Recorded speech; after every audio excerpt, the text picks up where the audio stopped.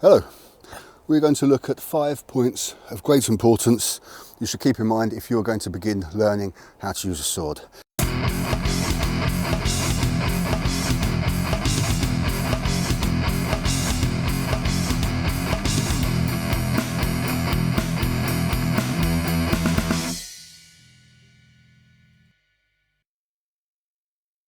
Now, with HEMA, just as in with other martial arts, you really need to train with other people, otherwise you're not engaging in combat. A little bit different with HEMA because you can't attack with full force. You shouldn't be when you're sparring anyway in other martial arts, and you can't do anything even nearly as dangerous as in unarmed combat martial arts, because if you do, somebody's going to die.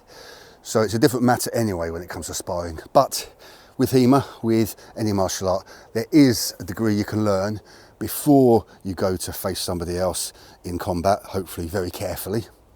And we're going to cover some of those things here.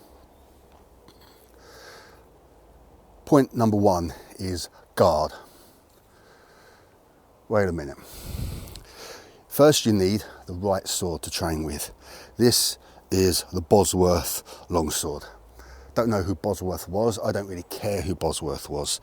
Fact is, he's not somebody famed for his military capability, so we don't want to learn how to use a sword from him. Here is the Rhinelander hand and a half sword. Again, I don't know who Rhinelander was. Sounds like the name of a character from a Star Wars movie. We don't want to learn from them. Where do you go if you want to learn how to use a sword effectively? Obviously, you go to a ninja. Now, it doesn't matter that this is nothing like the ninja swords we saw in movies of the 80s and 90s as wielded by Shokasugi or Tadashi Yamashita.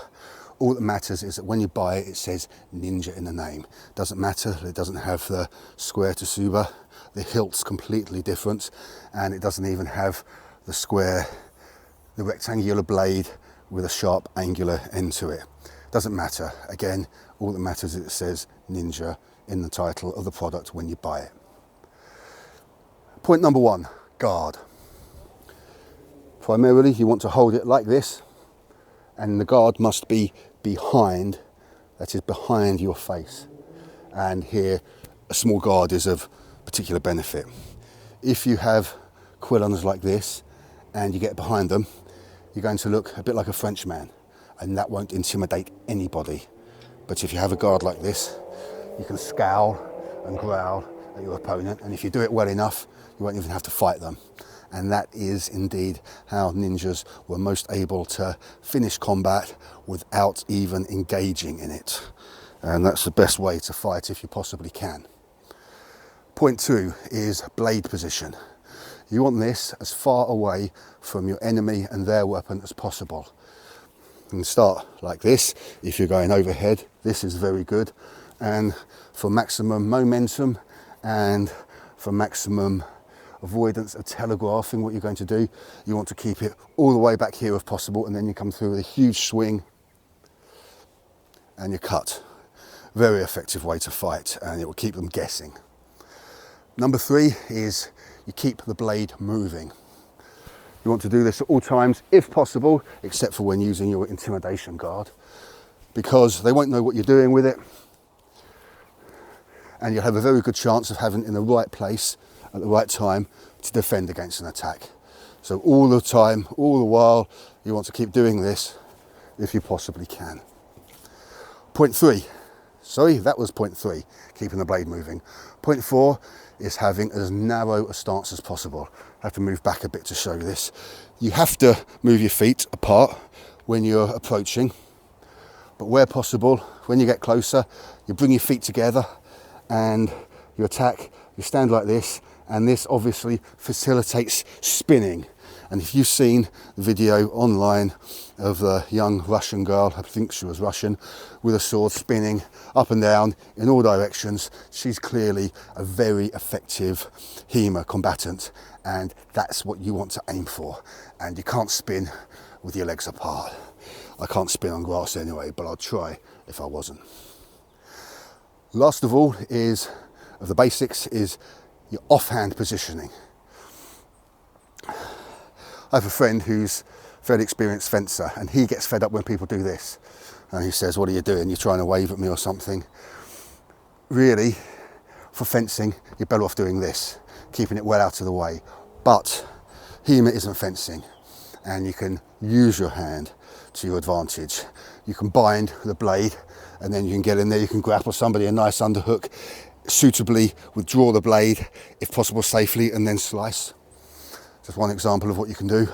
Or, if you're very good, keeping the blade as far as you can from your opponent's blade, you can intercept their blade with your hand, you can take hold of their blade, and then, okay, obviously this is complete rubbish. Be interested to know, points 1 to 5, when did you realise it's complete rubbish? And I'm joking. But it's not just a waste of time. I wonder if talking about what you shouldn't do, the opposite to what you should do, is a fairly good way to illustrate why you do what you should do. And if you are watching this thinking, that seems stupid, seems like a really bad idea, then maybe it has achieved that purpose a little bit. Let's go through them again. 1, guard. There's a lot of different guards you use in HEMA. Something I've got to tell you about right here. Full disclosure, as they say. Having been training in martial arts for over 40 years, I am so used to this that I have a great deal of trouble doing this. It's really strange for me, so I will be a bit awkward.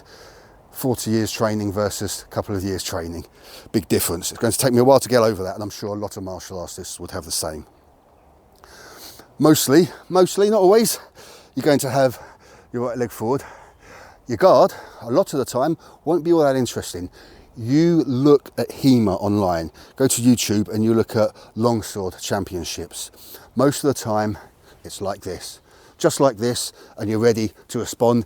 You're roughly in the centre, and you've got a fair chance of getting your blade where it needs to be, depending on the attack.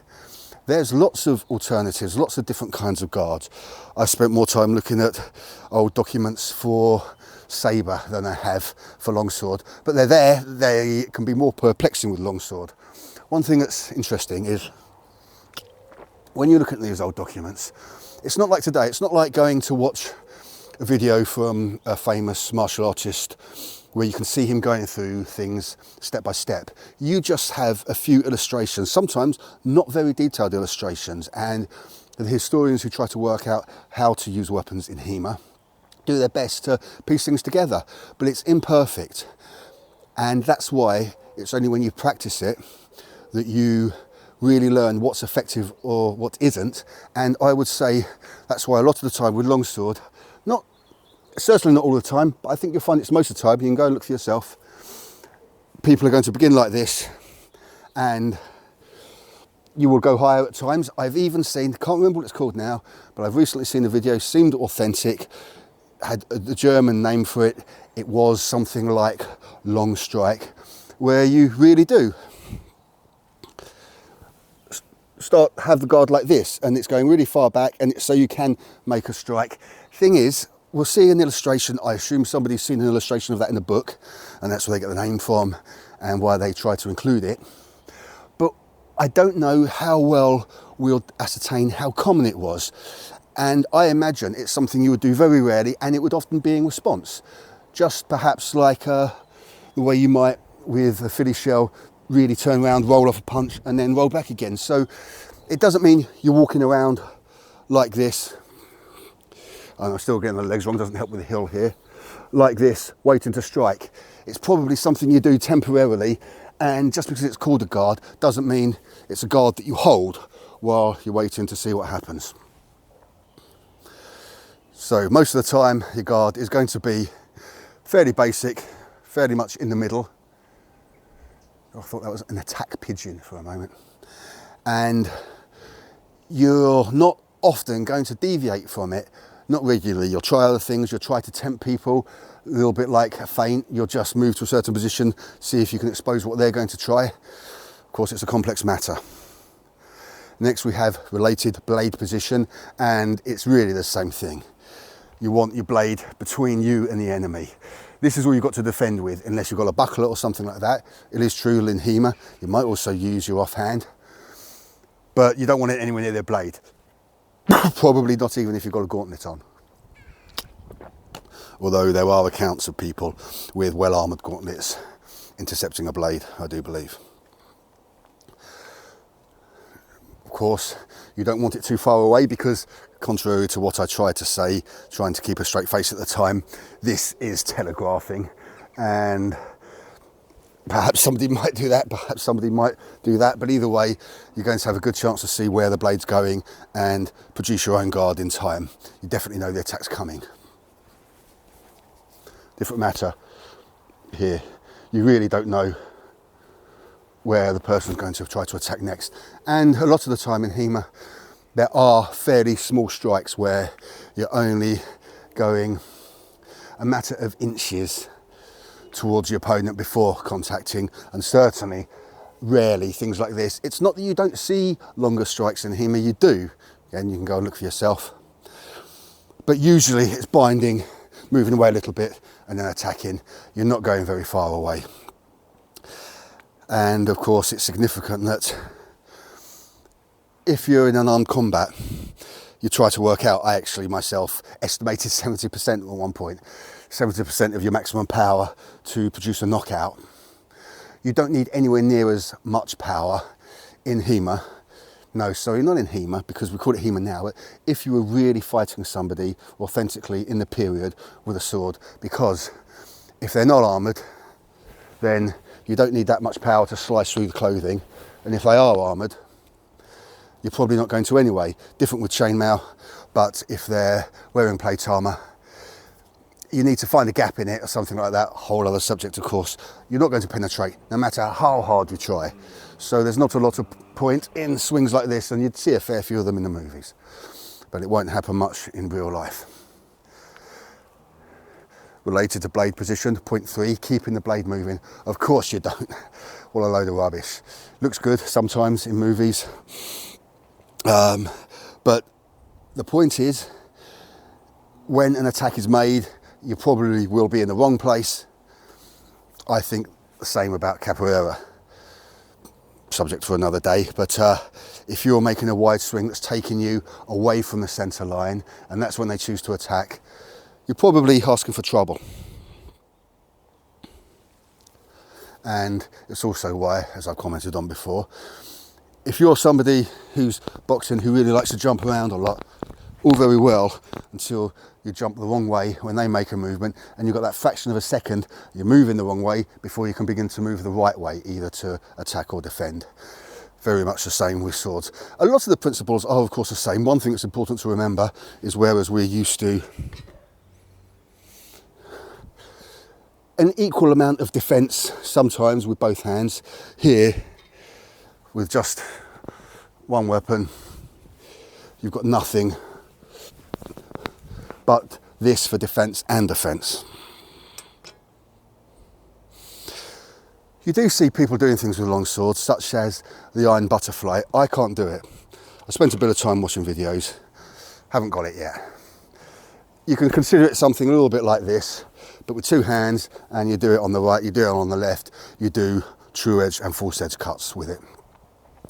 Don't know if I learned it, because I think it would take me a bit of time, a couple of hours, and HEMA's secondary for me, and there's a lot of things to do.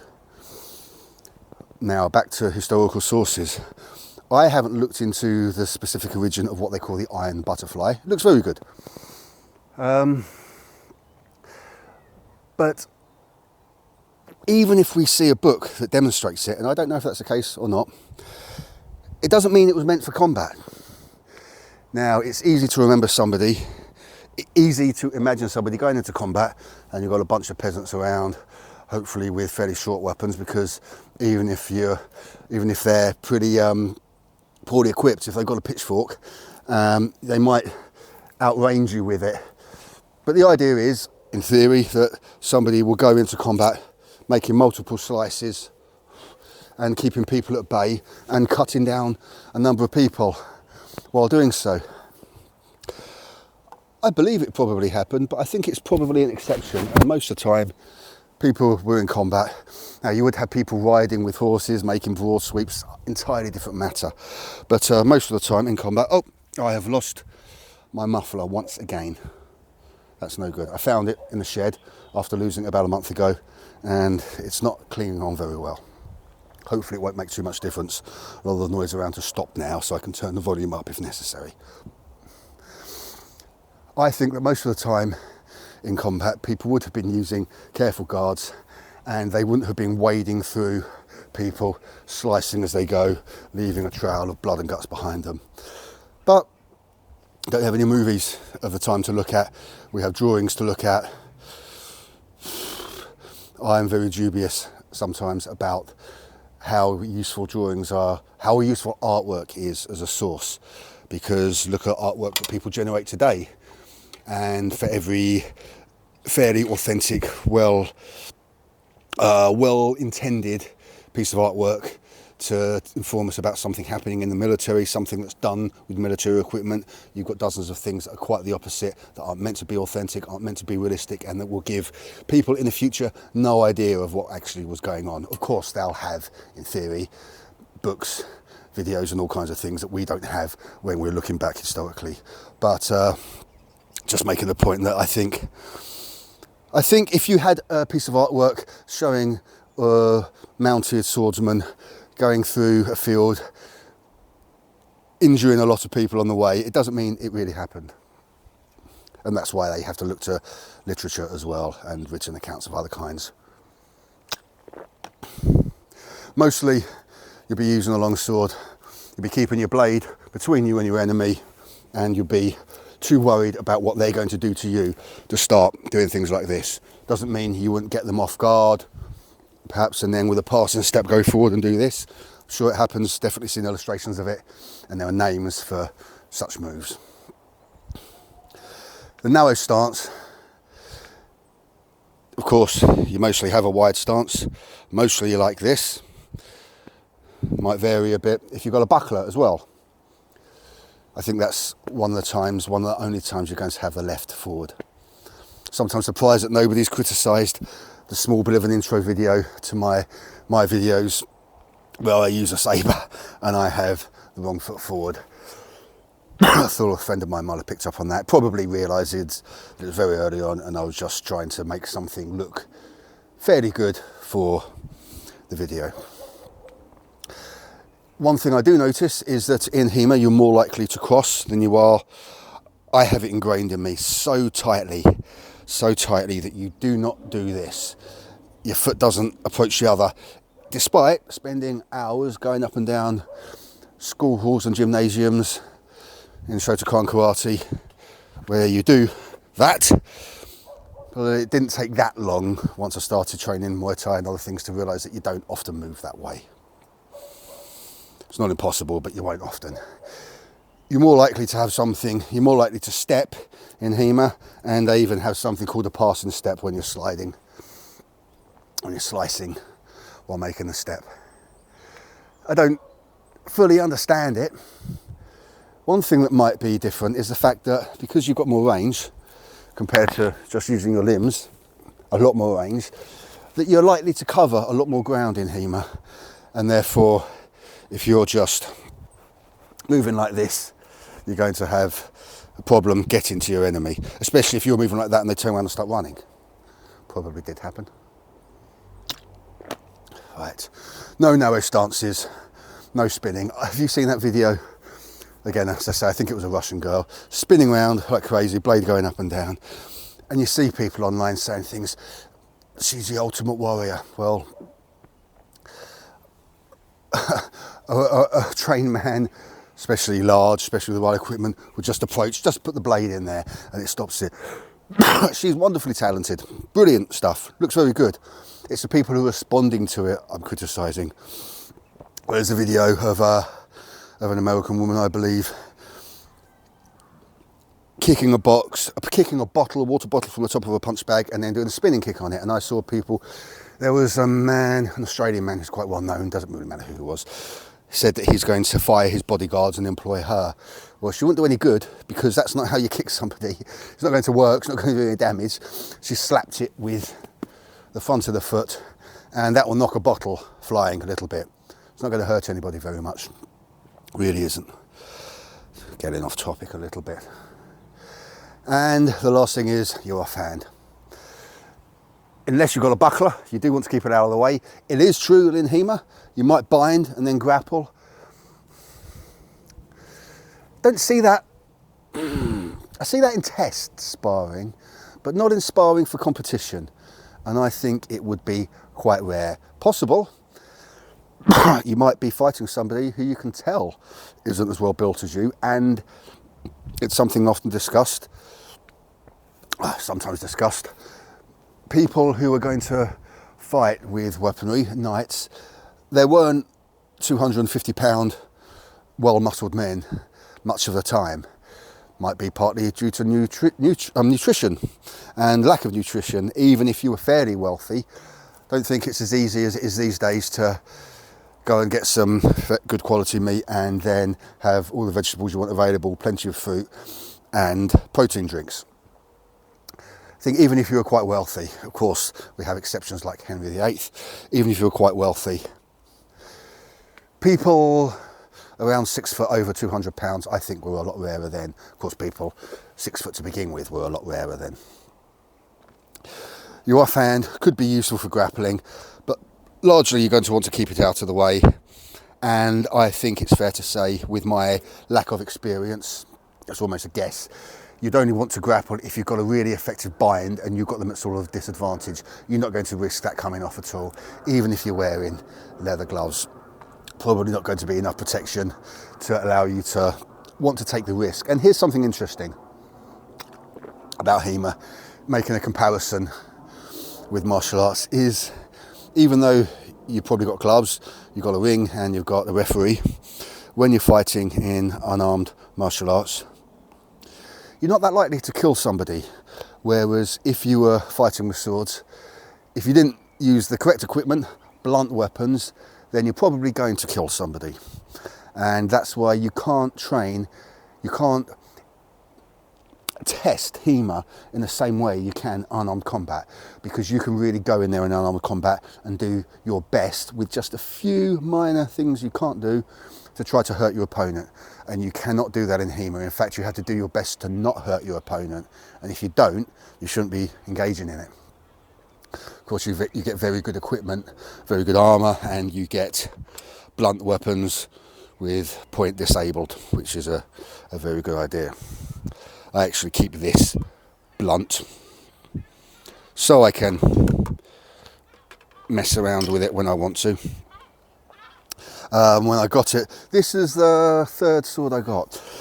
I'm not interested in something called a ninja sword. I don't have any Japanese swords, imitation Japanese swords. Can't strictly say I never will. They just don't interest me.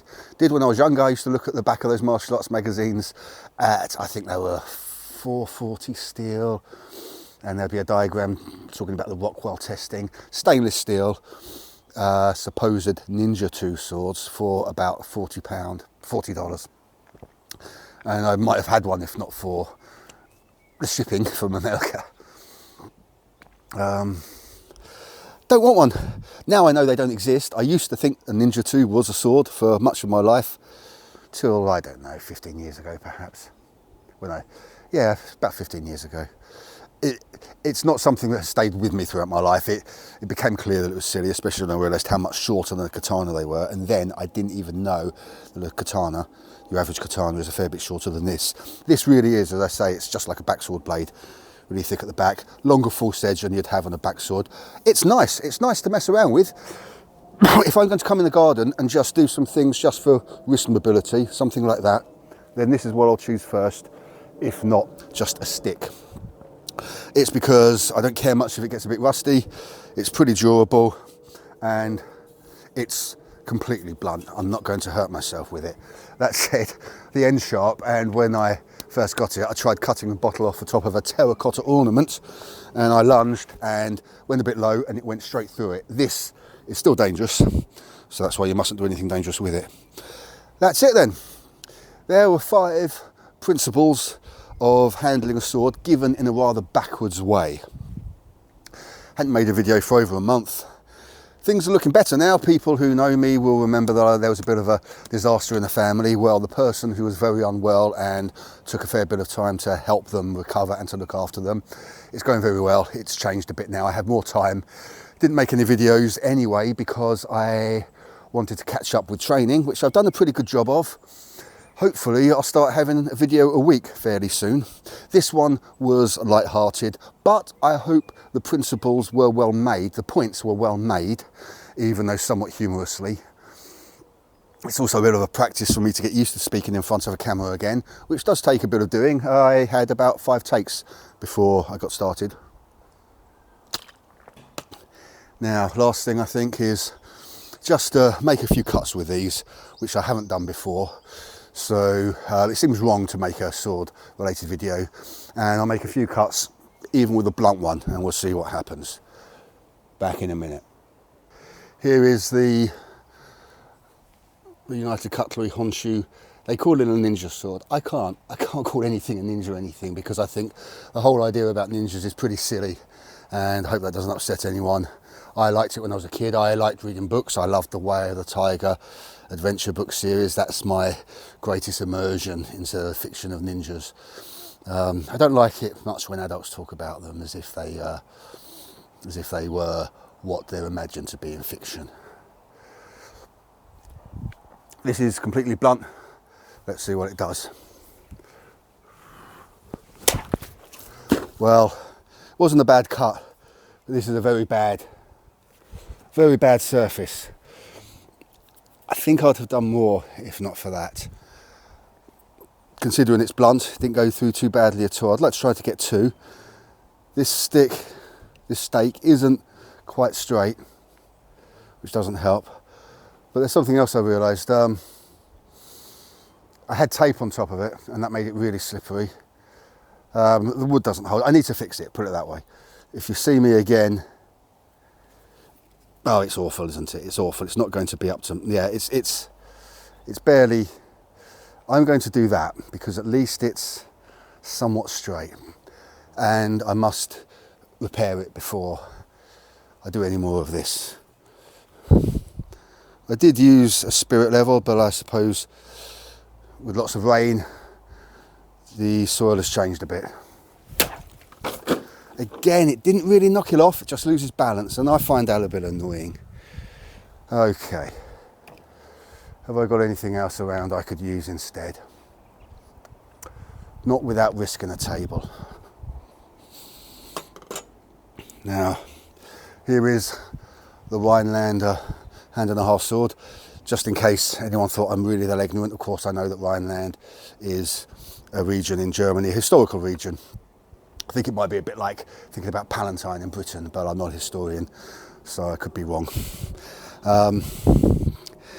I haven't cut anything with this yet. I like it.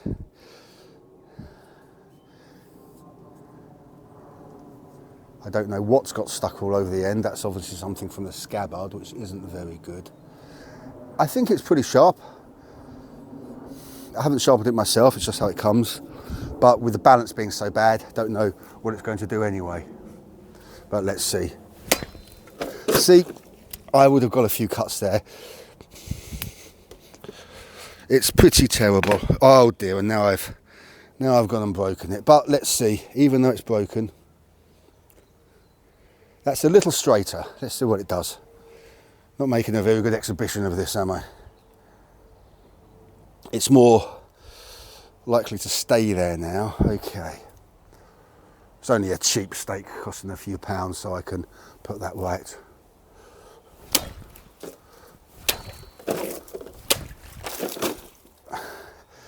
That goes through pretty well. Okay. That was fairly satisfying. Let's see if I can get 4 with it standing. Don't want to try one-handed. It's just a little heavy for that.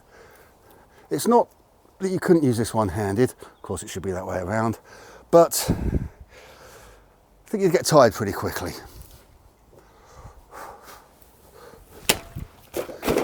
That was my fault. Bad angling. Okay.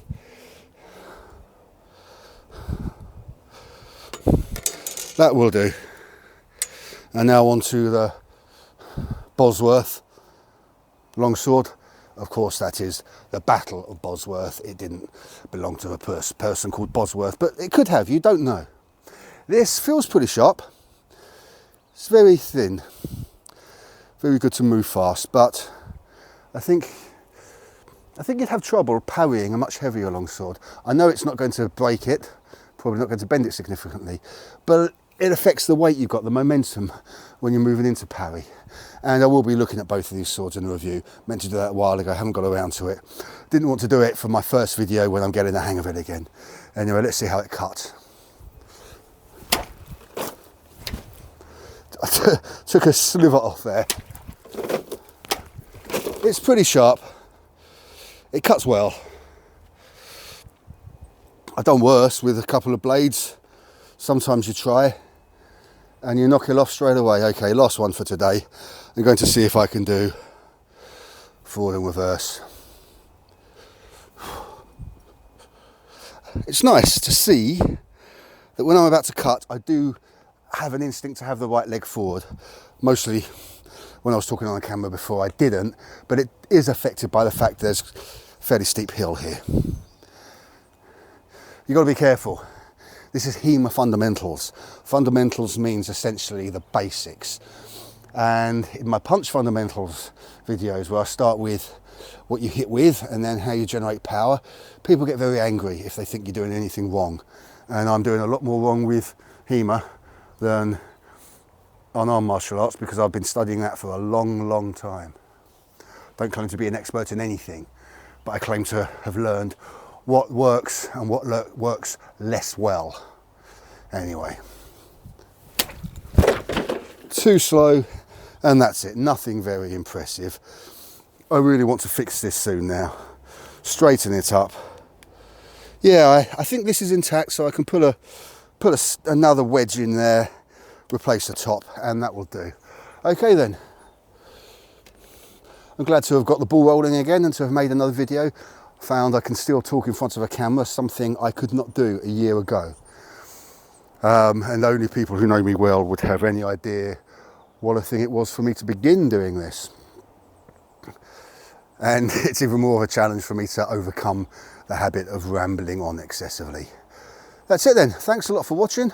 Hope there's been something fun in there and maybe a little bit of entertainment, maybe a bit of information.